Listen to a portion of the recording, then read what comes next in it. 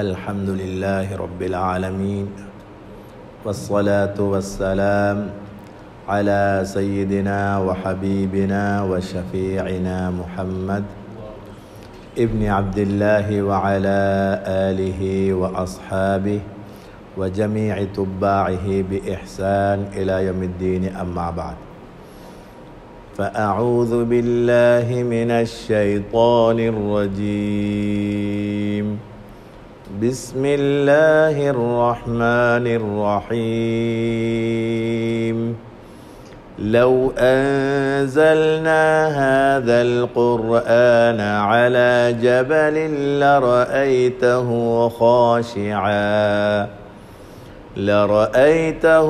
خاشعا متصدعا من خشية الله. وتلك الأمثال نضربها للناس لعلهم يتفكرون. صدق الله العظيم. وقال صلى الله عليه وسلم: إن من إجلال الله تعالى إكرام ذي الشيبة المسلم وحامل القرآن أو كما قال عليه الصلاة والسلام. அளவற்ற அருளாளன், நிகரற்ற அன்புடையவன், வல்ல அல்லாஹுடைய திருநாமம் கொண்டு இன்றைய குத்துபாவை ஆரம்பம் செய்கிறேன். சர்வ புகழும் புகழ்ச்சியும் இவ்வையகத்தை படைத்தாலும் வல்ல அல்லாஹ் ஒருவனுக்கே என்றென்றும் உரித்தானது. அல்ஹம்துலில்லாஹ். சலாத்தும் சலாமும் உலகத் தலைவர் முஹம்மதுர் ரசூலுல்லாஹ் ஸல்லல்லாஹு அலைஹி வஸல்லம் அவர்கள் மீதும், அவர்களின் அடிச்சுவடுகளை முற்றுமுழுதாக தம் வாழ்க்கையில் எடுத்து நடந்த உத்தம சஹாபாக்கள், தாபிஊன்கள், தபுஉத் தாபிஈன்கள், ஹக்கான முஃமின்கள் அனைவர் மீதும் என்றென்றும் உண்டாகட்டும். புனிதமான ஜும்மாவுடைய கடமையை நிறைவேற்றுவதற்காக இறை இல்லம் வந்து அமர்ந்திருக்கும் அல்லாஹ்வின் நல்லடியார்களே, அல்லாஹ்வும் ரசூலும் நமக்கு அவிய சகல ஏவல்களையும் எமது வாழ்க்கையின் சகல தருணங்களிலும் முற்றுமுழுதாக கடைபிடிக்கும்படியும், அவர்களினால் விலக்கப்பட்ட சகல விலக்கல்களிலிருந்தும் முற்றுமுழுதாக விலகி தூரமாக எம் வாழ்க்கையை அமைத்து கொள்ளும்படி ஆரம்பம் அடியேனுக்கும் அப்பால் உங்களுக்கும் வசியாய் என்னும் நல்ல உபதேசம் செய்து கொள்கிறேன்.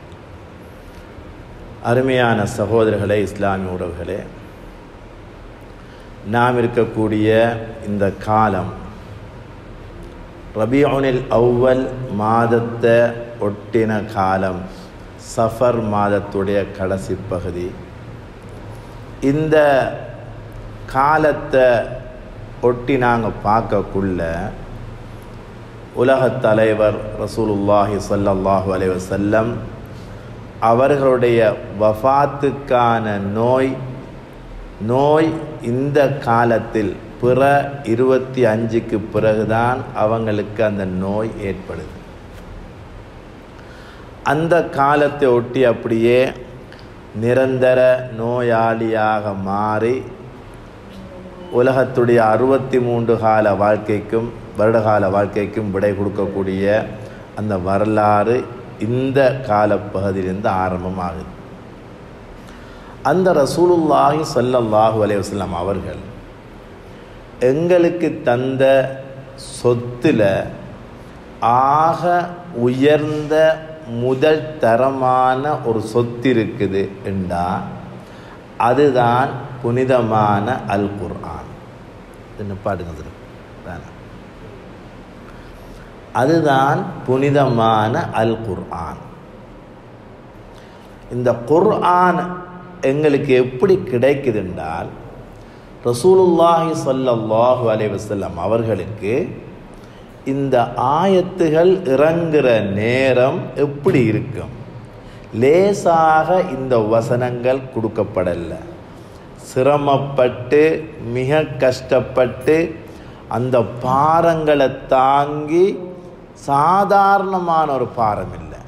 அல்லாஹ் குர்ஆன்ல சொல்றான், இந்த குர்ஆனை நாங்கள் மலைக்கு மேலால் இறக்கியிருந்தா அந்த பாரத்தை அல்லாஹ்வுடைய பயத்தால அந்த மலைகள் எல்லாம் சுக்கு நூறாகி இருக்கு. لو أنزلنا هذا القرآن على جبل لرأيته خاشعا متصدعا من خشية الله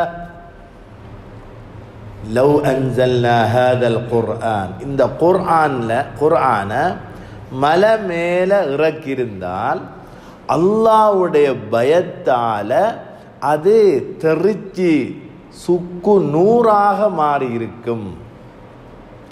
இந்தளோ பாரமான ஒரு பகுதி தான் குர்ஆன்.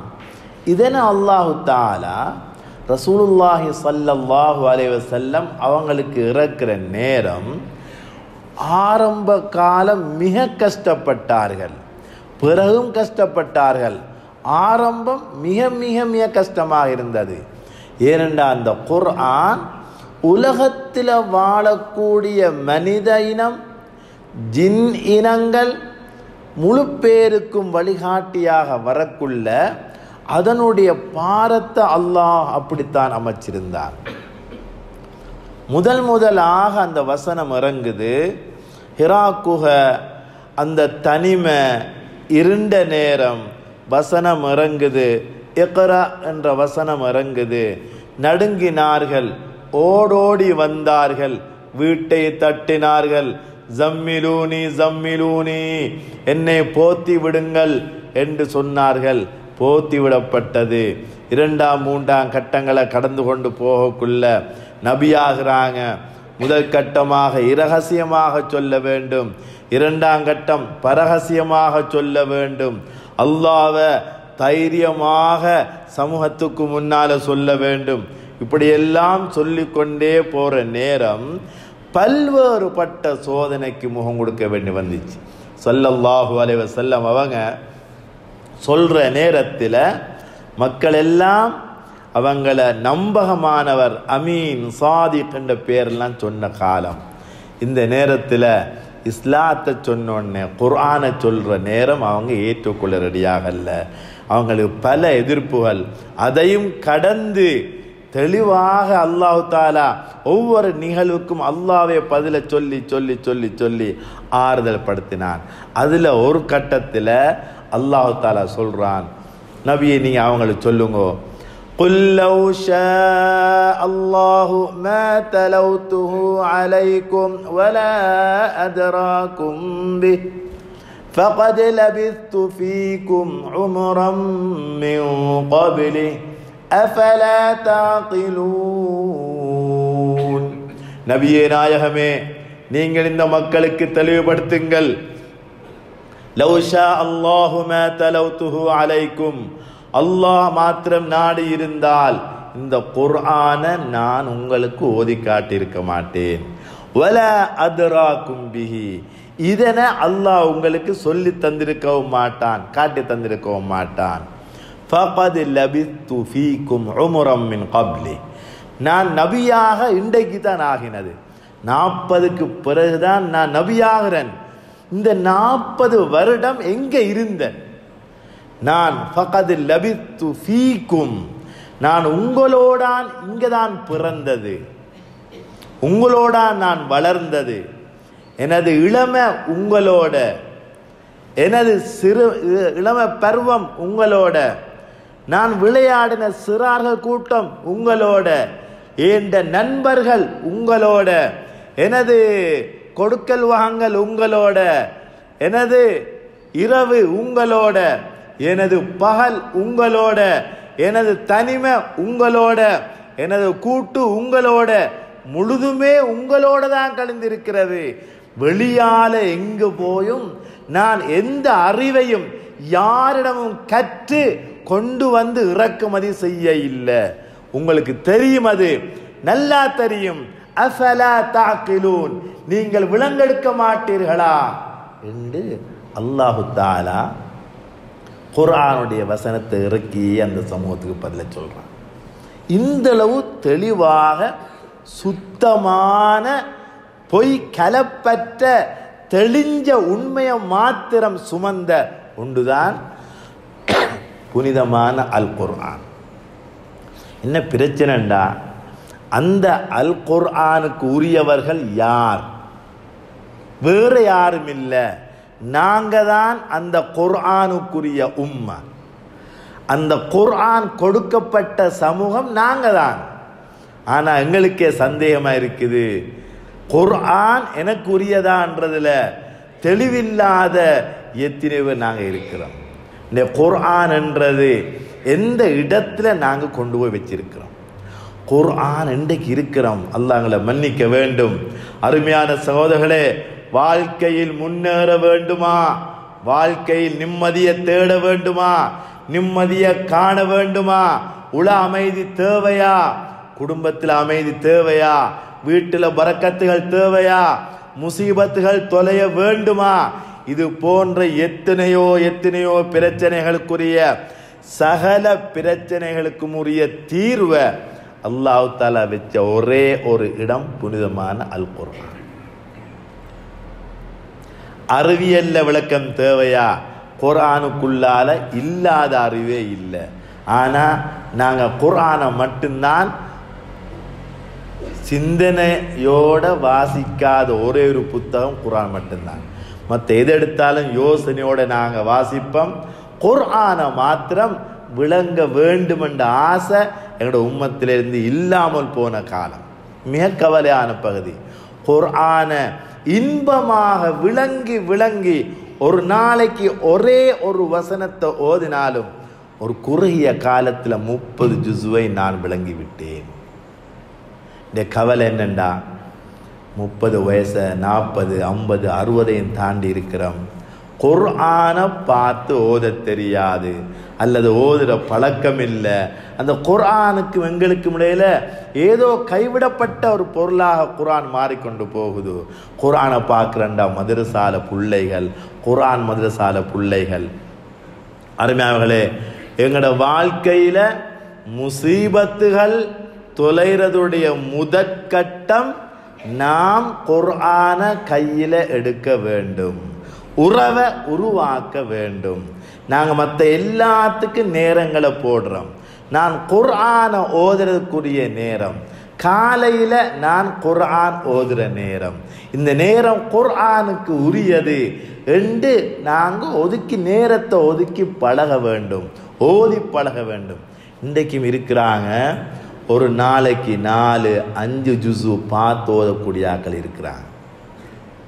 குர்ஆனை பார்த்து ஓதினாலும் நன்மை கிடைக்கும், மனப்பாடத்தில் ஓதினாலும் நன்மை கிடைக்கும், விளங்கி ஓதினாலும் நன்மை கிடைக்கும், விளங்காமல் ஓதினாலும் நன்மை கிடைக்கும். விளங்கி ஓதும் பொழுது மாற்றங்கள் தானா உண்டாகும், பல்வேறுபட்ட சிந்தனை மாற்றங்கள். அருமையானவர்களே, இஸ்லாமிய உறவுகளே, இதனால குர்ஆனை விளங்க முயற்சி செய்தால் மனிதனுடைய சிந்தனை திறப்படுறதை தானா காணலாம். சிந்தனை திறப்படுறக்கூடிய விஷயம். அல்லாஹ் குர்ஆன்ல இந்த சிந்தனை சம்பந்தமாக பேசின ஒரு பகுதி இருக்குது. பல இடங்கள்ல அல்லாஹ் கேட்குறான், அஃபலா தாக்கிலூன் அஃபலா யாக்கிலூன் அஃபலா ததக்கரூன் யத்தக்கரூன் யத்தப்பரூன். யோசிக்க மாட்டார்களா, சிந்திக்க மாட்டார்களா? அல்லாஹ் தந்த புத்தி சிந்தனைய ஒருவன் பாவிக்க வேண்டுமா, குர்ஆனை விளங்கி ஓத முயற்சிக்க வேண்டும். அப்பதான் விளங்கும் ஏண்ட சிந்தனை எந்திலோ பாவிக்கிறேன். இன்றைக்கு என்ன பிரச்சனைண்டா, அல்லாஹ் தந்த மூளைய பாவிக்க எங்கட சமூகம் தயாரில்லை. உலகத்தில் பொருளாதாரம் தேவை என்றா என்ன செய்யணும்? தொழிற்கல்வியை கற்றா தாராளமாக சம்பாதிக்கலாம், அதில் எந்த விதமான தடையுமே இல்லை. ஆனால் தொழிற்கல்வியை கற்றால்தான் சம்பாதிக்கலாம் என்ற விதிமுறையை அல்லாஹ் வைக்க இல்லை. ஒருவன் உலகத்தில் வாழ வேண்டுமா, அல்லாஹ் தந்த மூளையை பாவித்தால் மட்டும் போதும், அவன் மிக சிறப்பாக வாழலாம். உலகத்தில் சிறப்பாக வாழ்றதுக்கு தேவை ஒன்றுமில்லை, அல்லாஹ் தந்த மூளையை பாவிக்க வேண்டும். தொழிற்கல்வி தாராளமாக படிக்கலாம், யாரும் வேண்டாம் என்று சொல்ல இல்லை. அது படித்தாத்தான் உலகத்தில் தொழில் செய்யலாம் என்ற விதிமுறையை அல்லாஹ் வைக்கல. அந்த கல்வி, அந்த தியரி, அந்த ஒழுங்குமுறையை நாங்களே அமைச்சு வச்சுட்டு அதே கோணத்தில் போக பழகி இருக்கிறோம். சந்ததியை எடுத்தா எங்கட வாப்பா, வாப்பட வாப்பா, வாப்பட வாப்பாண்டு அப்படியே லிஸ்ட் எடுத்து கொண்டு போனா எல்லாரும் ஒரே பாடம், ஒரே முறையில் வாழ்க்கை. அந்த தேரியுடைய முடிவு வேலைக்காரனாக வாழ்ந்துட்டு வேலைக்காரனாக மௌத்தாகிவிட வேண்டும். அப்படித்தான் அவரும் மௌத்தாகின, அப்படித்தான் அடுத்தவர் மௌத்தாகின. அதே போன்று நானும் வேலைக்காரனாக வாழ்ந்துட்டு ஒரு வேலைக்காரனாக மௌத்தாக வேண்டும். ஏன பிள்ளைகளும் வேலைக்காரனாக வாழ்ந்து வேலைக்காரனாக மௌத்தாக வேண்டும் என்ற தேதிக்கு வெளியால வந்து சஹாபாக்கள் அரச மேடைகளில் சத்தம் போட்டு சொன்ன சில வசனங்களை வரலாறு பத்திரமா பாதுகாத்து வச்சிருக்கிறது. சொன்னார்கள், அல்லாஹ் எங்களை புறக்கி தெரிவு செஞ்சு அனுப்பி இருக்கிறான். ஏன்? லினுக்ரிஜல் இபாத் மின் இபாதத்தில் இபாத் இலா இபாதத்தி ரப்பில் இபாத். அடியார்களை வெளியேற்ற வேண்டும். எங்கிருந்து? அடியார்களை வணங்குவதிலிருந்து வெளியேற்ற வேண்டும். வெளியேற்றி எங்க கொண்டு வர வேண்டும்? இலா இபாதத்தி ரப்பில் இபாத்.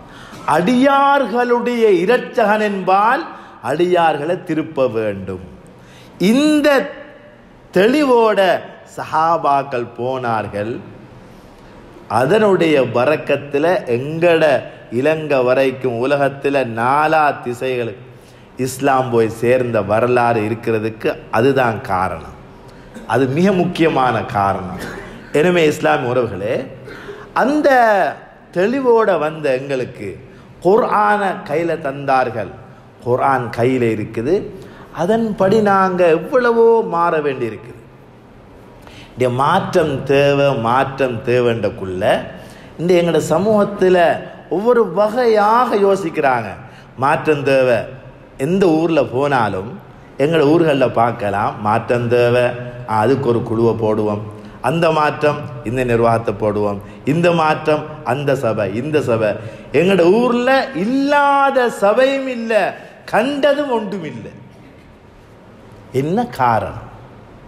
எங்களோட ஊர் வழியே என்ன சபை இல்லைன்னு தேடுவோம். எல்லா சபையும் இருக்குது, ஆனால் உள்ளது ஒன்றும் இல்லை. அருமையான சகோதரருக்குரிய காரணம் என்னண்டா, அந்த எல்லா சபையும் எடுத்து பார்ப்போம்.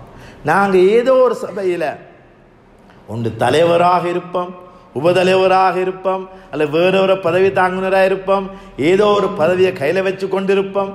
இன்றைக்கு இந்த வட்டாரங்கள் எடுத்துக்கொண்டா இது இந்த அதாவது உயிரில்லாத சபைகள்.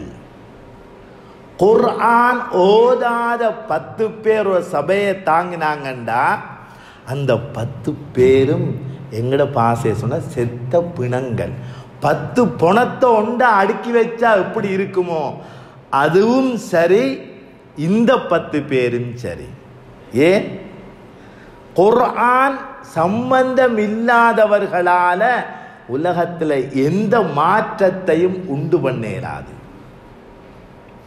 மஸலுல்லதி யذ்குரு ரப்ப வல்லதி லா யذ்குரு ரப்ப மஸலுல் ஹய்ய் வல் மய்யித்.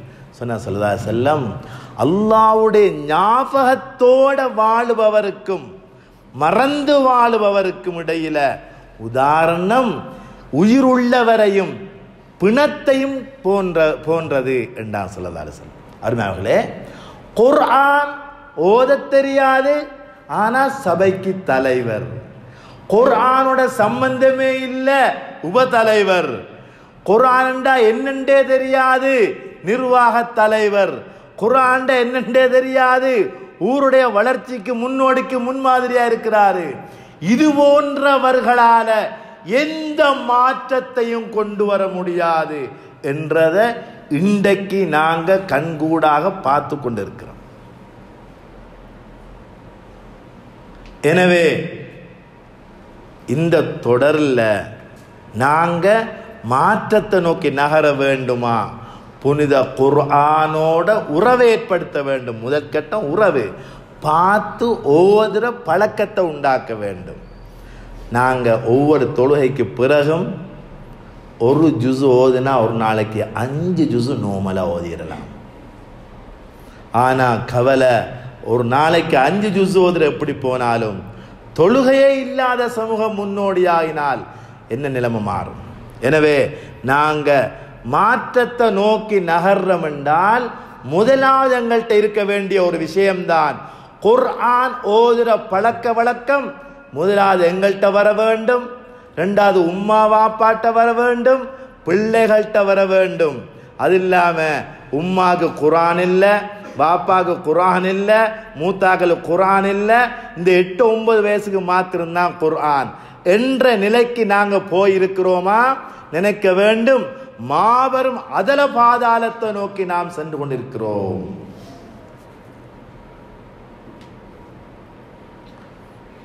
இந்த சமூகத்தில் ரசூலுல்லாஹி ஸல்லல்லாஹு அலைஹி வஸல்லம் சொன்னார்கள், இன்ன மின் இஜ்லாலில்லாஹி தஆலா இக்ராம தி ஷைபத்தில் முஸ்லிம் வ ஹாமில் குர்ஆன்.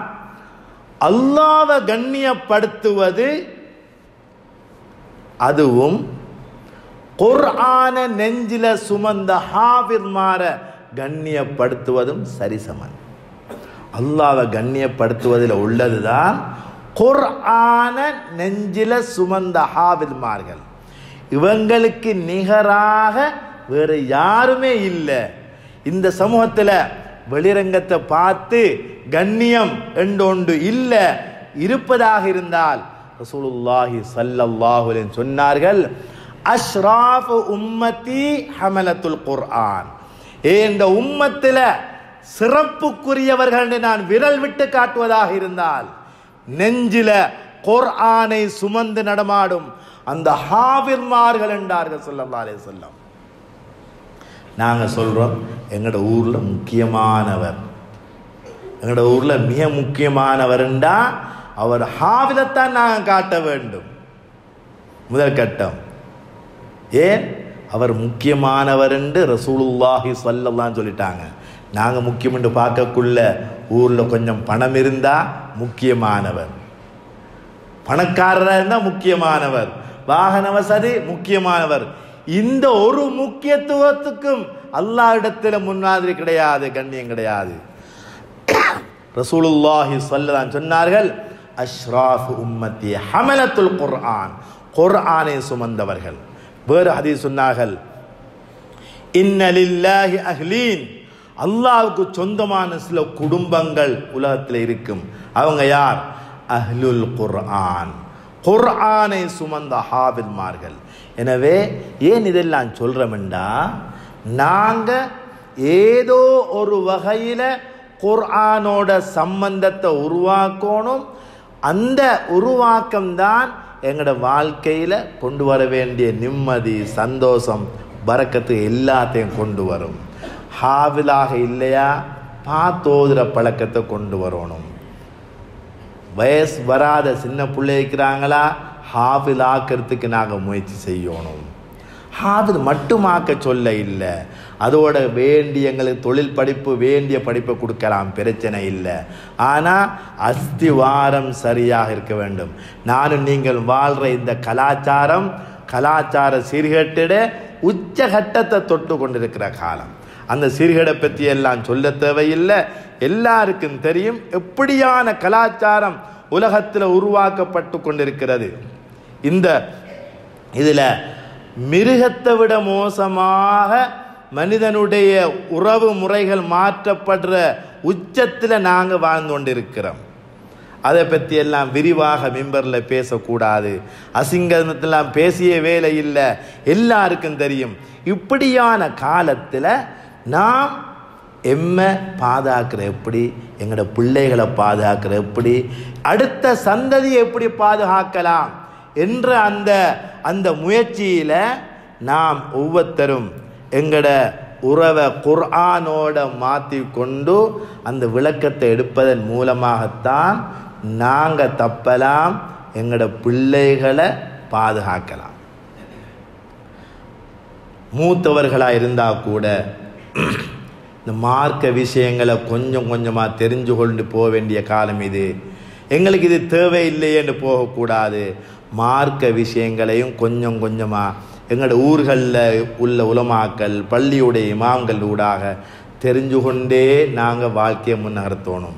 இன்றைய பார்க்கலாம், உதாரணமாக அரசியல் காலத்தில் இந்த அரசியல் மேடையில் வார ஆக்கள் எல்லாம் ஃபத்வா கொடுக்குற ஒரு முசீபத் உருவாகி இருக்கிறது. அரசியல் மேடைக்கேறி சொல்றது ஃபர்தா போடு சொல்லி இஸ்லாம் சொல்லல. அருமையான இஸ்லாம் உறவுகளே, இது மாதிரியான விளப்பமில்லாத அரசியல்வாதிகள், சமூகத்தை சீர்கெடுப்பதற்காக வேண்டி வரக்கூடிய அரசியல்வாதிகளுடைய வார்த்தைகளுக்கு, மாயாஜாலத்துக்கு அகப்பட்டு மார்க்கத்தையே சின்ன பின்னமாக்கி விடக்கூடாது என்றால் நாங்கள் கொஞ்சமாவது எங்களுக்கு தெரிஞ்சிருக்கணும். அல்லாஹ் இந்த ஹிஜாப் சம்பந்தமாக என்ன சொல்றான், மதீனாவில் என்ன ஆயத்து இறங்கியது, இறங்கக்குள்ள சஹாபாக்கள் எப்படி வாழ்க்கையை மாற்றினார்கள், இறங்கி விடிய காலையில் மதீனா எப்படி இருந்துச்சு, வரலாறுகளை படிக்க வேண்டும், விளங்க வேண்டும். அந்த விளக்கம் உள்ள இமாம்கள் பள்ளிகள் இருப்பாங்க, அவங்கள்ட்ட கேட்டு அந்த விளக்கத்தை கொஞ்சம் கொஞ்சமாக எடுத்துக்கொண்டு போகணும். அப்படி இல்லாட்டி அந்த அவர் சொல்றாரே இவர் சொல்றாரே என்று அவர் இவருண்டே போகும். கடைசியாக நாங்கள் ஒரு இருண்ட வாழ்க்கையில் வாழ்ந்துட்டு மௌத்தாக வேண்டி வரும். எனவே அருமையான சகோதர இஸ்லாம் உறவுகளே, இந்த மாற்ற தொடர நாங்கள் சொல்லி கொண்டு வந்தோம். இந்த மாற்றம் என்று வார இடம் முதலாவது எங்கிருந்து ஆரம்பமாகணும். எல்லாருக்கும் ஆசை வாழ்க்கை மாறணும், வாழ்க்கை மாறணும். மாற்றம் உருவாகிற முதல் தளம் பள்ளிவாயல். பள்ளிவாயலின் ஊடாக, பள்ளியில இருந்துதான் மாற்றம் உருவாகணும். அப்படின்னா முதலாவது நான் பள்ளிக்கு ஐவேளை வந்து தொழுதுட்டு போகணும். முதலாவது விஷயம். சில ஊர்களில் பார்க்கிறோம், நிர்வாகத்தில் ஒரு ஆள் தனக்கு விருப்பம் இல்லாட்டி அவர் பள்ளியோட கோபம். நிர்வாகம் மாறினா நான் பள்ளிக்கு வாரேன், இவர் இல்லாட்டி நான் பள்ளிக்கு வாரேன். மேலே பள்ளி என்று அல்லாஹ் ஒருவனுக்கு மாத்திரம் சொந்தமான சொத்து தான் பள்ளி. பள்ளியோட கோவிக்க கூடாது, பள்ளியோட நான் சரியான உறவை வைக்க வேண்டும். முதற்கட்டம் ஐவேளை பள்ளிக்கு வந்து தொழுற பழக்கத்தை உருவாக்க வேண்டும். முதல் கட்டமாக இருக்கும். பள்ளி என்றது எல்லா வகையான மாற்றம். ரசூலுல்லாஹி ஸல்லல்லாஹு அலைஹி வஸல்லம் ஆட்சி நடத்தினது மதீனா முனவ்வரா பள்ளிக்குள்ளால. இஸ்லாத்தை உலக நாடுகளுக்கு, வெளிநாடுகளுக்கெல்லாம் கடிதம் மூலமாக அனுப்புறது மஸ்ஜித் நபவியில இருந்து. அஹ்லாக்கினூடாக இஸ்லாத்தை காட்டினது மஸ்ஜித் நபவிக்குள்ளால.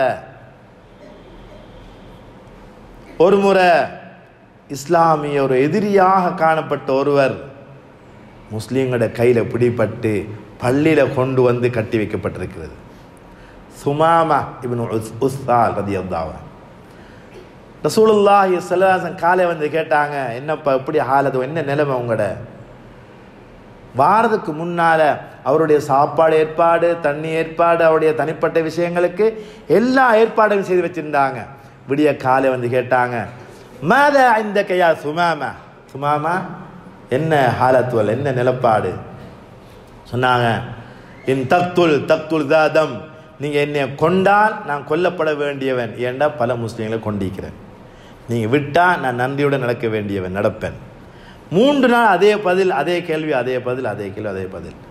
அதுக்கு 3ஆவது நாள் சொன்னாங்க, அத்லிகு சுமாமா, அத்லிகு சுமாமா, சுமாமாவை அவிழ்த்து விடுங்கள். அவிழ்த்து விட்டாங்க. நேர போனாரு. அவர் அடுத்த நாடு யமாமாவுடைய கவர்னராக இருந்தவர். கவர்னராக இருக்கிற அவரைத்தான் கட்டி வச்சான் பள்ளியில கொண்டு வந்து. சொன்னா சொல்லாச அவுத்து விடுங்கப்பா அவருக்கு.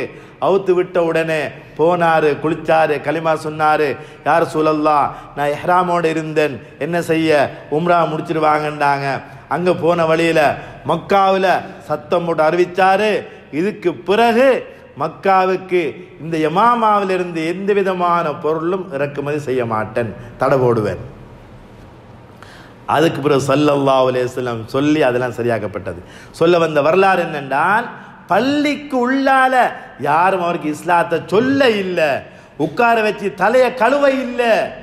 கண்ணால பார்த்தாரு என்ன நடக்குது, ரசூலுல்லாஹி ஸல்லல்லாஹு அலைஹி வஸல்லம் கண்ணியப்படுத்தின சஹாபாக்கள் வுது செஞ்சா தண்ணி கீழே விழுதில்லை, முண்டி அடித்து அந்த தண்ணி எடுத்து தேய்ச்சி கொள்கிறார்கள். ஒருவர் அடுத்தவரை பார்த்து சலாம் சொல்றார், ஒருவர் அடுத்தவருக்கு ஓதி கொடுக்கிறாரு.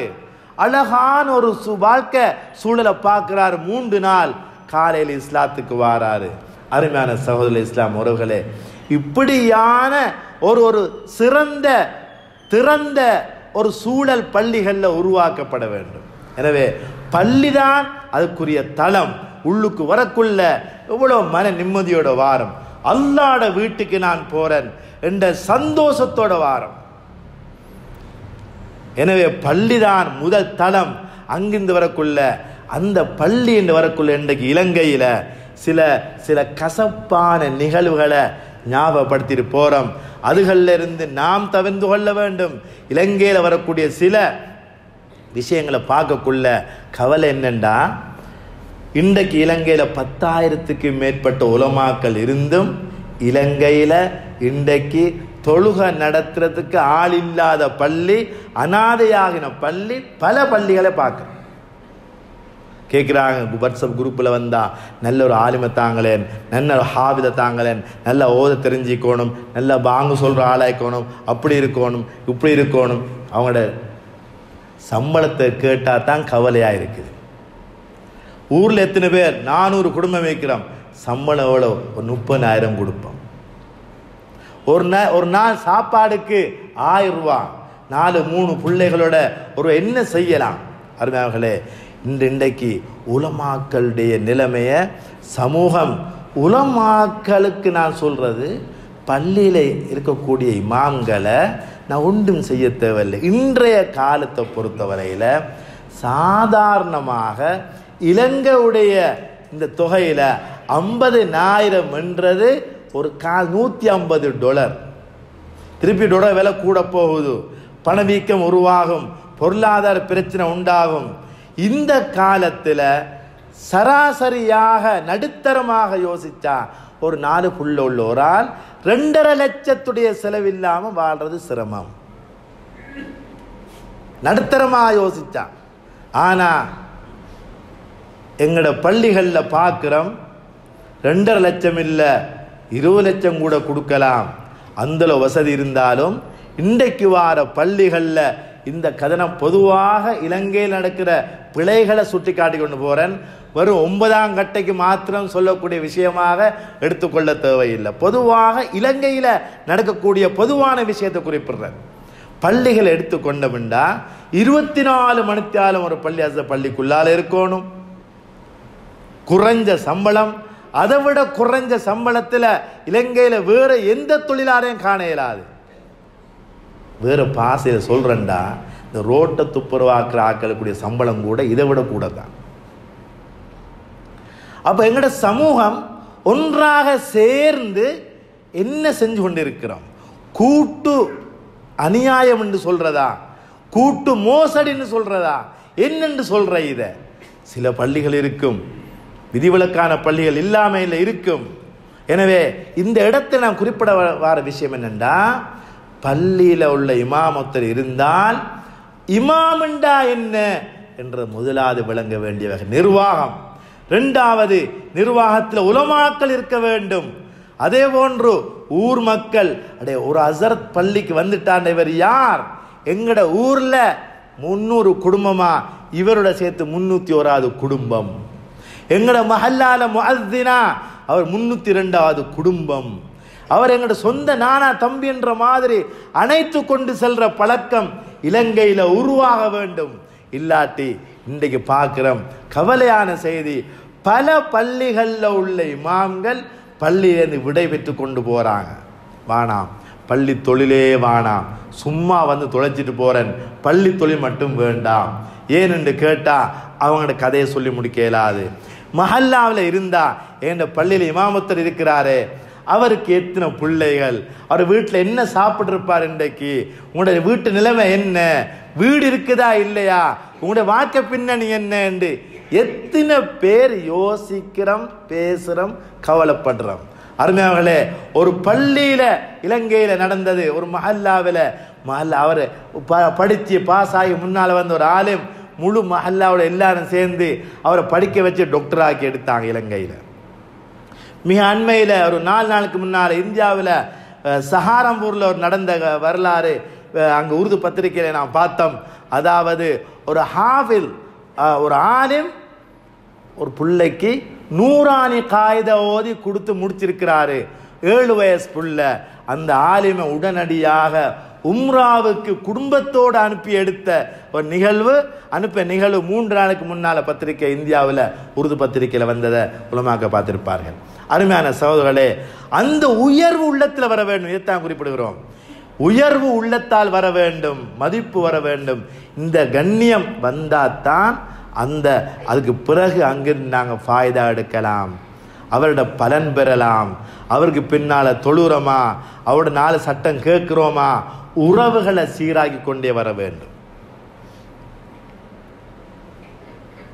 அடுத்த பகுதி தான் குர்ஆனுடைய பகுதியை நாங்கள் சொல்லிக்கொண்டு வந்த தொடரில் எங்களோட மஹல்லாவில் கூட வார மாதத்திலிருந்து ஒரு பாட்டை மதரசா ஆரம்பிக்கப்பட போகிற ஒரு செய்தி ஒன்று முயற்சி நடந்து கொண்டிருக்கிறது. இந்த பள்ளியுடைய உலமாக்கள் நிர்வாகங்கள் எல்லாம் சேர்ந்து அந்த மதரசா ஆரம்பிக்கிற அந்த விஷயத்தில் அருமையான சஹூல் இஸ்லாம் உறவுகளே, மிக முக்கியமான ஒரு பகுதி தான் இன்றைய காலகட்டத்தில் ஒவ்வொரு ஜும்மா பள்ளி ஒவ்வொரு தக்கையாக்களும் மதரசாவாக மாற வேண்டும், குர்ஆன் மதரசாவாக மாற வேண்டும், பாட்டை மதரசாவாக மாற வேண்டும். அது மிக மிக முக்கியமான கட்டத்தில் நாங்கள் இருக்கிறோம். அதனூடாக பிள்ளைகளுடைய எதிர்காலம், பிள்ளைகளுடைய அடிப்படை அறிவு, பிள்ளைகளுடைய சிந்தனையை பாதுகாத்தல், பிள்ளைகளை பாதுகாத்தல், இது எல்லாம் இங்கிருந்து தான் ஆரம்பமாகும். நாங்கள் எல்லாரும் அதுக்கு ஒத்துழைக்க வேண்டும். அதை மதரசா திறந்துட்டோம், சின்ன 5-6 வயசு பிள்ளைய சேர்த்துட்டோம், தம்பி பாடுங்க வர 5-6 வயசு பிள்ளைகளை சேர்த்துட்டோம் என்று சொன்ன அதோட முடிகிறதில்லை கதை. அருமையான சகோதரர்களே, அந்த பிள்ளைகளுக்கும் குர்ஆன், மூத்தவர்கள் 30 நான் தாண்டி இருக்கிறேன், நானும் வர வேண்டும், எங்களுக்கு என்ன ஏற்பாடு, 40 தாண்டி இருக்கிறேன் வர வேண்டும், 50 தாண்டி இருக்கிறேன் வர வேண்டும். இந்த பாட்டை மதரசாண்டா 5க்கும் 15க்கும் மட்டுமில்லை, நாங்கள் உறவை ஏற்படுத்தி கொண்டு எங்களோட வாழ்க்கையில் கொஞ்சம் கொஞ்சமாக வெளிச்சத்தை உண்டாக்க வேண்டும். சின்ன விஷயம் இல்லை இது. நான் கற்க வேண்டும், படிக்க வேண்டும் என்று நினைச்சா தான் படிக்கலாம். இஸ்லாத்தை படிக்கிறதுக்கு வயசே இல்லை, எந்த வயசுலையும் படிக்கலாம். ஒரு இமாம் இருந்தார், அவர் என்ன செஞ்சாருண்டா 5 நிறைய சாவி பூட்டெல்லாம் எல்லாம் ஒன்றா பின்னி ஒன்று தெளிய அதெல்லாம் தனியாக கேளாத நிலைக்கு வந்துட்டார். அது எல்லாத்தையும் எடுத்து ஒரு இந்த பூட்டுக்காரர்கிட்ட போகிறாரு. வீதியில் போனோடனே அதை கொடுத்தோடனே அந்த எல்லா பூட்டையும் வந்தால் ஒரு சில நிமிடங்கள் ஆக இல்லை, எல்லாத்தையும் சீர் செஞ்சு இந்த சாவி இந்த பூட்டு, இந்த சாவி இந்த பூட்டுன்னு செஞ்சு கொடுத்துட்டாரு. இமாம் சொன்னார், இவ்வளோ பெரிய அறிவாளியாடாப்பா நீ, இங்கே உட்கார்ந்து இந்த வேலையை பார்த்து 35 வயசு அவருக்கு, நீ ஓதுனா பெண்ணாமரி இமாமா வருவீங்களே என்று ஒரே ஒரு வார்த்தை சொன்னார். சொல்லக்குள்ள 35 வயசு, தூக்கி வீசிட்டு ஓத போனார். 35 வயசுல மாபெரும் இமாமாக அவங்க தான் இமாம் கஃபால் ரஹிமஹுல்லாஹ். 35 வயசுல நான் ஓத வேண்டும், எனக்குள்ளால இவ்வளவு பெரிய அறிவுத்திறன் இருக்கிறது, இமாம் சொல்லிட்டாரே, ஹஸரத் சொல்லிட்டாரே என்று ஓத போனவர் ஃபிக்ஹுடைய கிதாபில் காலல் கஃபால் என்று வந்தா அவங்க தான் அது. எனவே அருமையான சோதனை, ஓதுறதுக்கு படிக்கிறதுக்கு மார்க்கத்தை விளங்குறதுக்கு வயசு இல்லை. இந்த குர்ஆன் மதரசாக்கு உருவாக்கப்பட வேண்டும், பாட்டை மதரசாக்கு உருவாக்கப்பட வேண்டும். மூத்தவர்கள் அதில் படிக்கிறதுக்குரிய ஏற்பாடை செய்து கொண்டு வந்து போக வேண்டும். வயசெல்லையை பார்க்கக்கூடாது. எல்லாருக்கும் மார்க்கமும் தேவை, தெளிவும் தேவை. இந்த தெளிவை நாங்கள் எடுத்தா தான் இந்த உலகத்தில் சம்பாதிக்கிறோமா, ஹலாலா சம்பாதிக்கிறதுல தெளிவாக இருப்போம். சம்பாதிச்சுட்டு இது ஹராமா ஹலாலா என்ன செய்ய என்ற கேள்வி வராது, தெளிவாக இருப்போம். எனவே நாம் இந்த புனிதமான அல் குர்ஆன அடிப்படையிலிருந்து விளங்கி கொண்டு ஓதி எங்களோட ஊரில் வரக்கூடிய பல்வேறுபட்ட மாற்றங்களுக்கு நம் அனைவரையும் அல்லாஹ் தாலா காரணகர்த்தாவாக ஏற்றுக்கொள்வானாக. யா அல்லாஹ், நாம் தெரிந்து செய்த பாவங்களை மன்னிப்பாயாக, தெரியாமல் செய்த பாவங்களை மன்னிப்பாயாக, ஈமானை தருவாயாக, இஹ்லாஸை தருவாயாக, இஸ்திஹ்லாஸை தருவாயாக. ரப்பி ரஹ்மானே யா அல்லாஹ், புனிதமான அல் குர்ஆனுடன் யா அல்லாஹ் இறுக்கமான உண்மையான உறவை தருவாயாக யா அல்லாஹ். குர்ஆன்ல அன்பை தருவாயாக யா அல்லாஹ். குர்ஆன்ல ஈர்ப்பை தருவாயாக யா அல்லாஹ். குர்ஆனோட வாழ்ந்த அஹ்லுல்லாஹ்வாக எம்மை கபூல் செய்து கொள்வாயாக. ரப்பி ரஹ்மானே, உனது குடும்பத்தார்னு சொல்லப்பட்ட அந்த அஹ்லுல் குர்ஆனாக யா அல்லாஹ் எங்களை கபூல் செய்து கொள்வாயாக. இரவு பகலா ஓதக்கூடிய குர்ஆன் ஓதின அந்த சிறந்த சமூகமாக எங்களை கபூல் செய்து கொள்வாயாக. குர்ஆன் மூலமாக யா அல்லாஹ் எமது ஊர் பல்வேறுபட்ட மாற்றங்களை ஏற்படுத்தி தருவாயாக. ரப்பி ரஹ்மானே, சிறார்களை பாதுகாப்பாயாக, சிறார்களின் எதிர்காலத்தை பாதுகாப்பாயாக. ரப்பி ரஹ்மானே யா அல்லாஹ், ஈமானுடன் வாழ்ந்து ஈமானுடன் மௌத்தா தௌபா செய்வாயாக. வாஹிரு